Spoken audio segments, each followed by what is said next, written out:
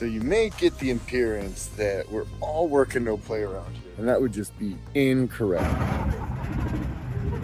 So I strapped up the drive shaft and reinstalled it because we were leaking some tranny fluid. Got the bolts off this side, discovered I needed to undo emergency brake cable. We did the thing. We got the axles out. That one's draining because we're on a deal there. I have taken all of these 12 mil bolts out and their washers. I have one remaining right here just to keep it from falling out. So we're gonna take this down now, and then we're gonna clean it with brake clean, weld it up, throw it back in, throw the contents of that bucket back into this pumpkin, and be done.